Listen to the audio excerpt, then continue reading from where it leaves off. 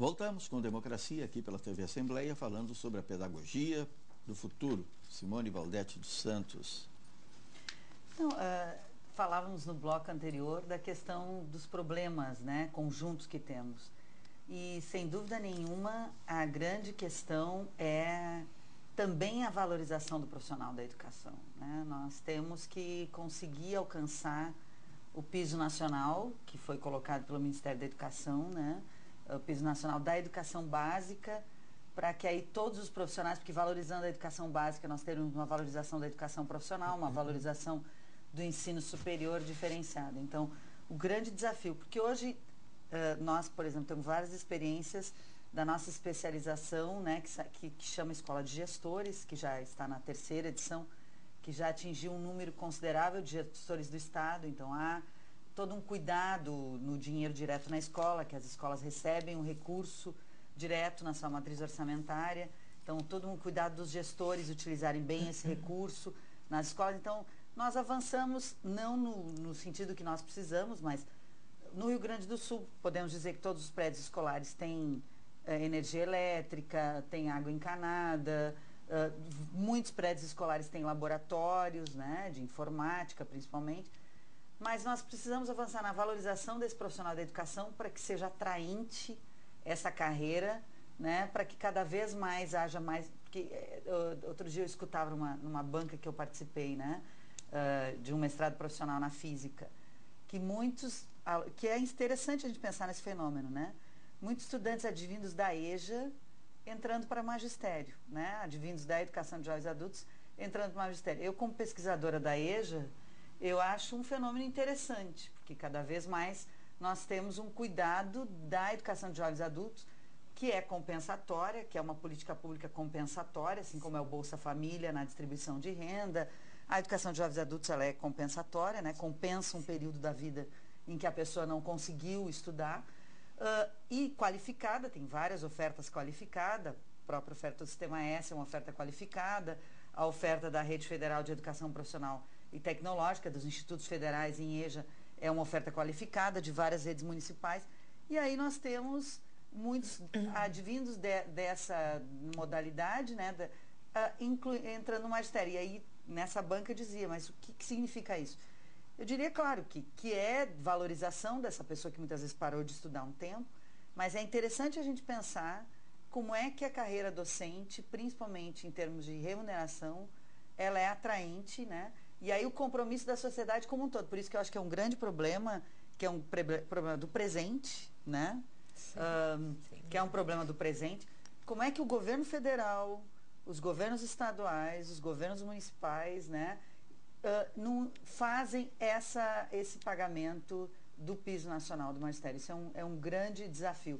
Porque aí eu diria os 9 anos, né, o ensino fundamental nos 9 anos, a alfabetização nos 2 anos, que é com um tema controvertido, mas para quem alfabetiza, eu já alfabetizei na minha carreira de docente, é extremamente complexa a alfabetização. Então, o docente ter, e a escola como um projeto pedagógico, né, ter os 2 anos é interessante, né? E aí, para passar para as minhas colegas que têm...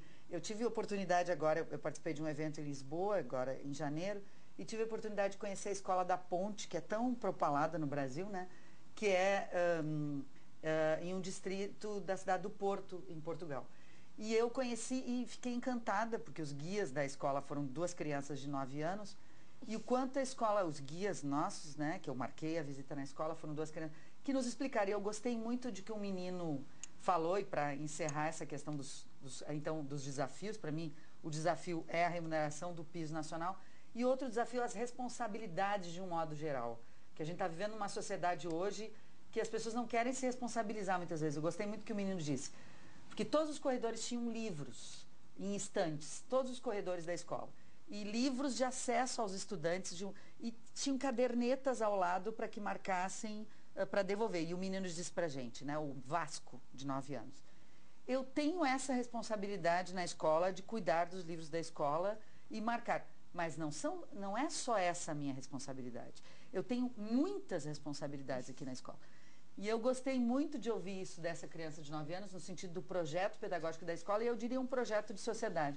Porque Porque hoje as pessoas ficam com pressa, atender o celular, é atualizar sua página no Face, é uma sociedade muito do instantâneo e que as pessoas ficam, afinal, qual é a tua responsabilidade? Enquanto sujeito, e enquanto eu hoje, no cargo que eu ocupo, que é a direção da Faculdade de Educação, que me honra muito esse cargo, eu tenho clara a responsabilidade que eu tenho com uma instituição de quase 80 anos, que é a Universidade Federal do Rio Grande do Sul, e com a Faculdade de Educação, com a minha unidade, e evidentemente, com o povo brasileiro que paga os nossos salários e que nos, né? E com o povo do Rio Grande do Sul, quer dizer, né? Nós temos responsabilidades e precisamos honrar essas responsabilidades. E aí fica um jogo de empurra, né? E aí eu diria que nós hoje temos que pensar nesse projeto nacional de sexta economia do mundo, né? Enquanto um projeto de sujeitos, né? Que honram essa sociedade em que vivem, né? E pensando na questão da pedagogia especificamente, aí a valorização desse profissional, né? Reta essa relação e é um grande desafio. Né? Sandra, essa baixa remuneração não gera uma omissão de responsabilidade inconsciente? Olha, um pouco campo da psicologia, que não é bem o meu. E a minha percepção é que sim, que é sempre um conjunto de fatores, né? Lógico que a forma, quando se presta um trabalho e se espera ser remunerado por esse trabalho e com essa remuneração ter conforto, propiciar conforto à sua família, a principal percepção de valorização é a remuneração que você recebe, sem dúvidas. Mas tem um outro conjunto também, né, de fatores, como, por exemplo, a oferta de formação, para que a pessoa efetivamente, esse profissional, consiga se atualizar, consiga compartilhar, criar, multiplicar os saberes que tem, né? Isso também é um fator muito importante. O próprio entorno, a estrutura, né, os materiais, as ferramentas disponíveis. Então, é um conjunto, efetivamente, de elementos que vão propiciar um melhor ou um menor aproveitamento, né? Um empenho, responsabilidade, entusiasmo, né? Todos esses fatores que efetivamente fazem, quando a gente está num trabalho que a gente acredita, que a gente tem condições de desenvolver, o entusiasmo é muito grande, né? No nosso caso, sempre que eu falo da escola de governo, me chama a atenção, você está muito entusiasmada com esse projeto. E é evidente, eu tenho todas as condições, né, dadas pelo governador, pelo convite do diretor-presidente que me fez, para efetivamente levar adiante esse trabalho. Então, a nossa percepção, assim, até fizemos uma pesquisa junto aos servidores do Estado, e o principal fator que surge, evidentemente aparece o fator da remuneração, que na nossa compreensão este governo está fazendo um esforço inédito, com índices de reajuste muito significativos para um conjunto de servidores, né? Conhecedores que somos todos da situação financeira do Estado, e isto foi em boa parte resolvido, mas claro que aparece a questão da remuneração, mas de uma maneira geral aparece muito a questão da falta de valorização, porque o servidor, ele é aquele mediador entre o Estado e o cidadão, é ele que bota a cara ali. E é ele que às vezes não consegue atender, é ele que tem dificuldades em resolver, em trazer a solução. E ele se ressente disso, porque aí alimenta toda uma imagem que ela é muito auxiliada por uma permanente simbologia que a própria, né, a mídia, de uma maneira geral, meios de referência, setores da imprensa criam, que os servidores públicos não trabalham, que eles têm benefícios extras ou superiores aos outros trabalhadores da iniciativa privada, que o Estado é sempre ineficiente, que o serviço público é sempre ineficiente, que a empresa, que o privado é que é bom e que funciona melhor. Né? Então se criou, e não se criou com base em nada, evidentemente, mas se criou e se fortalece essa imagem. E o servidor se ressente muito disso, porque é ele que está ali botando a cara para bater, né? Muitas vezes sem as condições. Então, essa questão da valorização do servidor, que passa pela remuneração, mas também passa pelo acesso a uma boa formação, pelo acesso ao compartilhamento do seu saber e das suas experiências com outras experiências, ao acesso a estruturas que sejam efetivamente, né, capazes de lhe dar o suporte necessário para que ele possa prestar um bom serviço. Então, isso havia esse déficit, sim. A gente percebeu nessa pesquisa esse pedido por valorização e para que sejam escutados. Essa lógica, assim, de que efetivamente tenham um papel né, de diálogo e que possam compreender quais são as suas responsabilidades, o que se espera dele e prestar contas para uma sociedade que hoje a gente não consegue imaginar um Estado feito em segredo. Né? Ele precisa ser transparente, ele precisa prestar contas, precisa ser acompanhado e precisa ser eficaz para isso. Aliás, o grande remédio contra a corrupção, que também me parece que a mídia utiliza muito esta temática por um viés um tanto equivocado, muitas vezes, condenando a política. O equívoco da mídia está normalmente não identificar o corruptor. Né? Mas ela faz um trabalho muito bom identificando os corruptos. Mas a culpa é da política como geral, como se a política fosse algo nocivo e ruim. Isso é muito perigoso, né? Isso faz parte do jogo democrático, a política é necessária.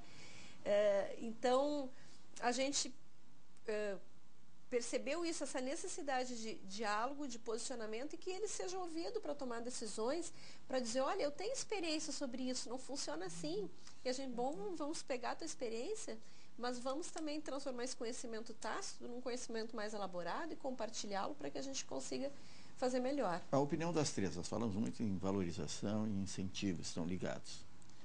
Falamos também, e foi a Simone que aqui revelou a origem, a procedência de muitos interessados nos cursos de licenciatura, do magistério, que vem do EJA. Logo, não é a formação adequada por ser exatamente compensatória. Né? O que existe também incentivo e identificação de oportunidades. Aí nós lembramos do tão importante ensino técnico, que ficou esquecido durante muito tempo, mas agora já tem recebido o incentivo e essa identificação necessária? Não, quando eu disse não, são todos advindos. Sim, mas são muitos, da EJA, né? Há um número e que são excelentes profissionais da educação, pessoas que se dedicam muito, né? A gente tem que ter cuidado, porque a educação de jovens e adultos, por um longo tempo, no período da ditadura militar, qualquer coisa serve, né? É estigmatizada. Eu tenho escrito assim, de pobre para pobre, né? Com materiais didáticos ruins, nas piores condições, os professores como bolsistas, né? Não dentro da carga horária do professor.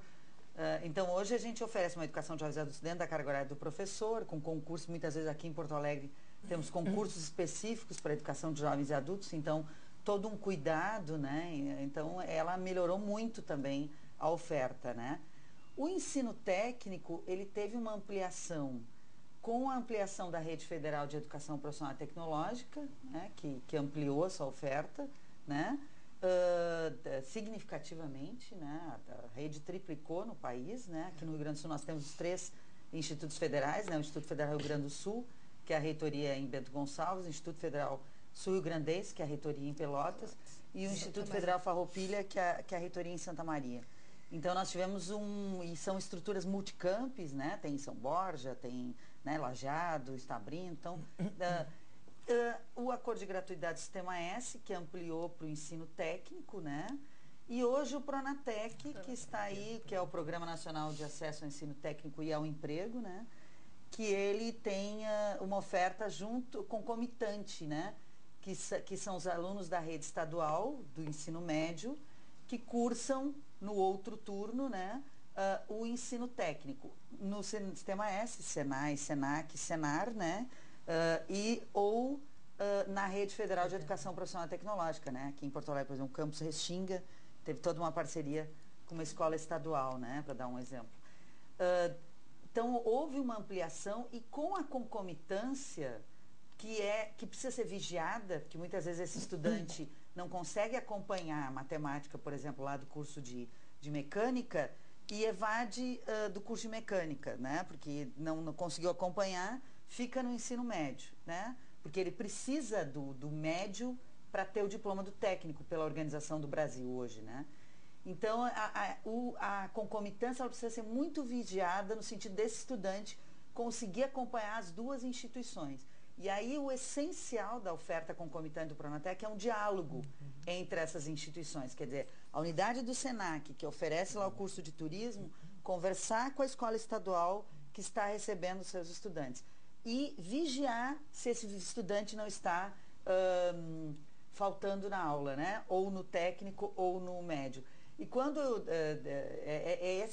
esse trabalho em rede, que aí é uma oferta da educação integral, porque um dos problemas do Brasil hoje também a gente tem o Mais Educação, na educação básica, que ampliou, né, aí só para deixar a colega falar, com capoeira, com oficinas, e mesmo com acompanhamento para esse estudante ter um acompanhamento melhor do ensino. E no técnico, a oferta da educação profissional, ela é uma espécie de educação integral, ela é uma oferta de educação integral. E isso é muito interessante, que os jovens permaneçam mais tempo na escola e que estudem mais. E um último desafio para passar para a Vera, para mim não esquecer, é a questão de uma segunda língua no Brasil. Nós precisamos encarar, aqui no Rio Grande do Sul, o espanhol é importantíssimo para o Mercosul, né?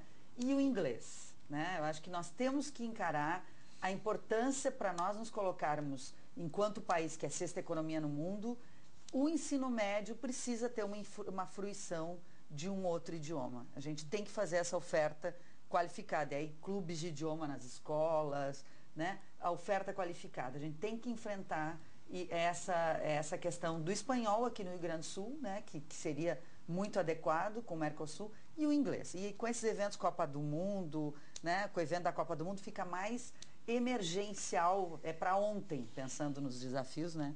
É para ontem a questão do idioma, né? Vera aqui. Simone, eu só gostaria de fazer uma colocação em cima de um dado que eu desconhecia e que eu parabenizo, que é o ingresso de egressos do EJA nos cursos de magistério, né? Isso para mim é, antes de mais nada, uma prova de que a maior função da educação está sendo cumprida, né? Isso é a manifestação explícita da inclusão, né? É a manifestação explícita de que a educação está abrindo portas para esses alunos. Eu acho que é altamente louvável isso que está acontecendo. Que bom que o egresso do EJA está buscando ser um educador, né? Em relação ao ensino técnico, só para reforçar as colocações que a Simone já fez, realmente, durante muitos anos, eu acredito que, excluído o Sistema S, mais especificamente Senac Senai, o ensino técnico era muito incipiente, né? Sem dúvida. E hoje, e também graças às parcerias público-privadas, a expansão do ensino técnico vem abrir o espaço para um enorme contingente que não se conseguia dar conta.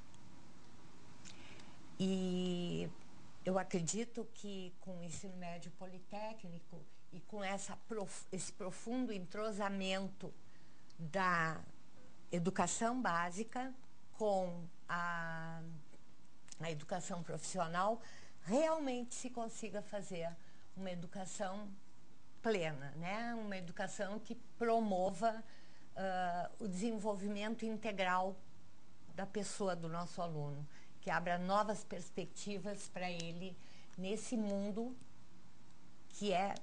no qual a única certeza que a gente tem é a volatilidade e a mudança, né? Preparar muito melhor esse jovem. Agora tem um aspecto que a Simone traz, que a professora Simone traz, que é da necessidade de monitoramento, né? Que, por exemplo, as vagas do Pronatec, elas não são preenchidas aqui no Rio Grande do Sul. Inclusive, a Rede Escola de Governo faz parte do Pacto Gaúcho pela Educação e nós vamos promover cursos de formação para os gestores, né, para que eles efetivamente saibam realizar os diagnósticos, conhecer este programa e potencializá-lo, ver o que eu como... falo, identificação da oportunidade. Exatamente, identificar as oportunidades, as necessidades de acompanhamento, de vigiar efetivamente o andamento, né, dessa proposta. E é preciso preparar esses gestores, né, dos municípios e também, claro, né, fazer o acompanhamento do Estado, preparar para efetivamente implementar da melhor maneira essa oportunidade. A gente passou por muitos anos com o ensino técnico incipiente, tirado né, no governo Fernando Henrique, não era uma perspectiva né, do ensino público.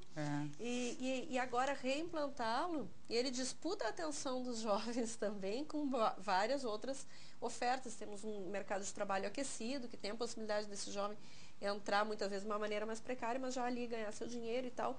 Então, fazer esse investimento precisa de todo um acompanhamento, de toda uma atenção assim, dos gestores públicos que vão lidar com essas vagas públicas, tanto em parceria com o Sistema S ou mesmo né, com os institutos federais.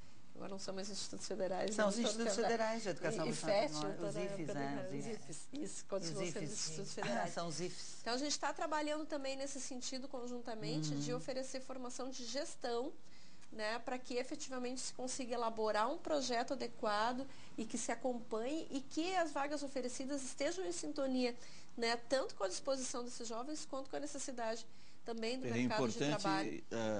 Necessidade regional identificada. Necessidades né? regionais, arranjos produtivos locais. A gente está vendo surgirem novos polos também né, possíveis, como o caso da indústria de petróleo, de gás e petróleo, e outros exemplos né, pelo Estado, e que são muito positivos e que vão dar um incremento econômico importante para a região, mas que precisam efetivamente né, dessa mão de obra, para usar um termo que eu quase uso, mas né, desse cidadão, desse jovem que esteja integralmente né, formado e acompanhado. Essa questão do acompanhamento é muito significativa, sem dúvida.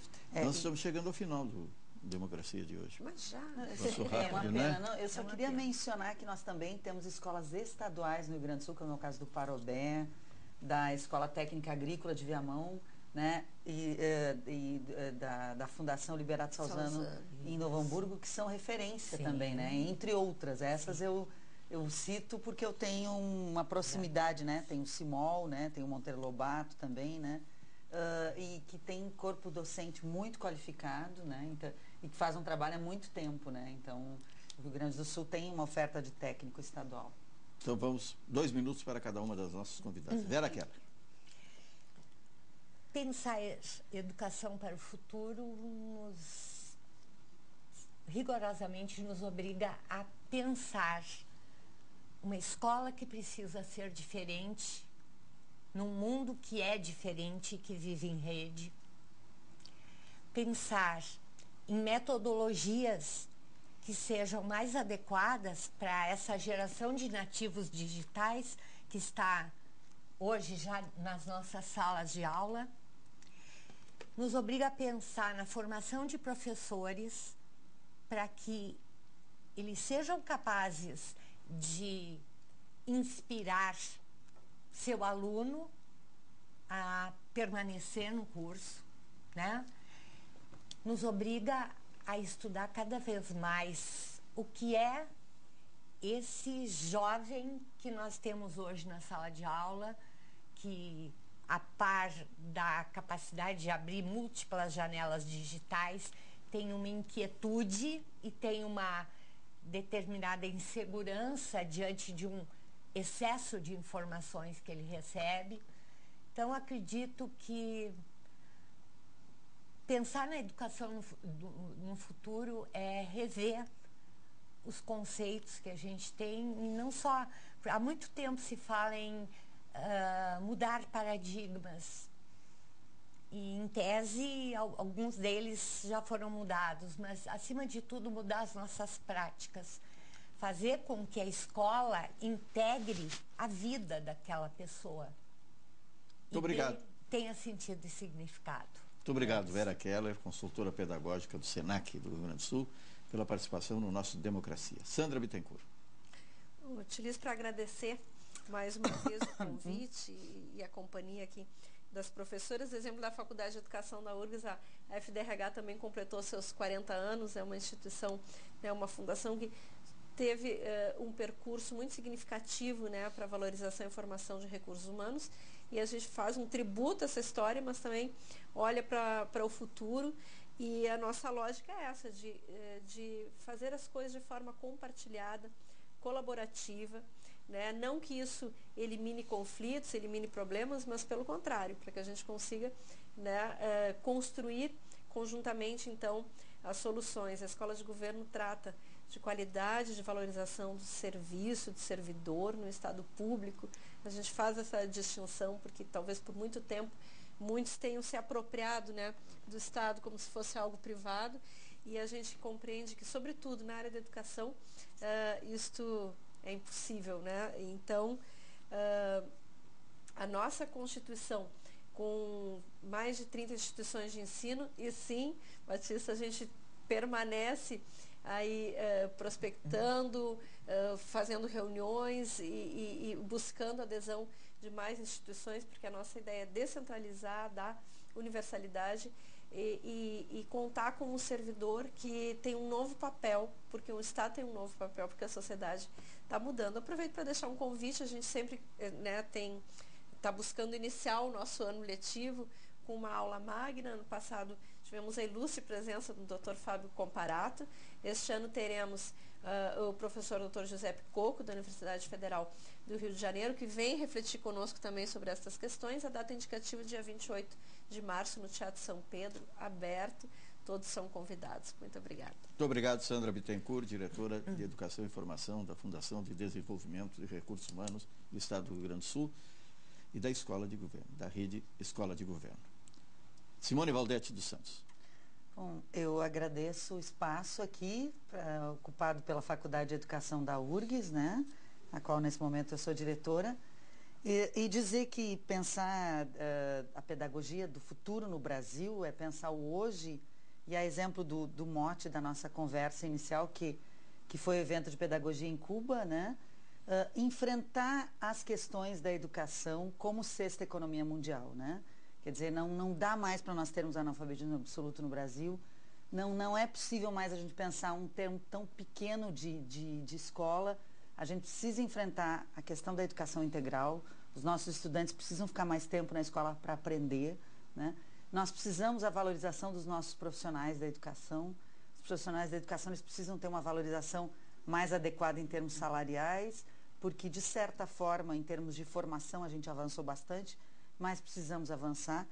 E aí, num tempo de muitas vezes das pessoas achar que tudo é instantâneo, a gente precisa aprofundar essas questões para que aí a gente tenha esses índices também, para além dos índices econômicos, porque o Brasil hoje ele ocupa um outro papel no cenário mundial, né? E aí nós precisamos capacitar todas as pessoas, né, e fazer com que as pessoas tenham mais oportunidades do que elas têm hoje em termos educacionais, né? E muito obrigada.